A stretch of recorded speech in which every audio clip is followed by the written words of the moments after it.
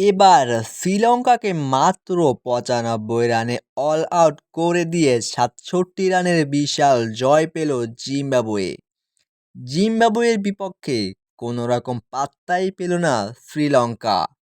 গুটিয়ে গেল মাত্র ৯৫ রানে জিম্বাবুয়ের বোলারদের সামনে। পাকিস্তান শ্রীলঙ্কা জিম্বাবুয়ে বনাম ট্রাই নেশন সিরিজে আগে ব্যাট করতে নেমে নির্ধারিত ২০ ওভারে ৮ উইকেট হারিয়ে ১৬২ রান সংগ্রহ করে জিম্বাবুয়ে, যেখানে জিম্বাবুয়ের হয়ে সর্বোচ্চ ৪৯ রান করেন বেনেট এবং ৩২ বলে ৪৭ রান করেন অধিনায়ক সিকান্দার রাজা। যেখানে বল হাতে লঙ্কানদের হয়ে সর্বোচ্চ ৩ উইকেটে শিকার করেন ওয়ানিন্দু হাসারাঙ্গা এবং ২ উইকেটে শিকার করেন ইহসান মালিঙ্গা। ১৬৩ রানের লক্ষ্য তারা করতে নেমে মাত্র ৯৫ রানেই অল আউট হয়ে যায় লঙ্কানরা, যেখানে লঙ্কানদের হয়ে সর্বোচ্চ ৩৪ রান করেন দাসুন সানাকা। জিম্বাবুয়ের হয়ে দুর্দান্ত বোলিং করে মাত্র ৯ রানে ৩ উইকেটে শিকার করেন ব্র্যাড ইভেন্স এবং ২ উইকেটে শিকার করেন রিচার্ড অ্যানগারাবা।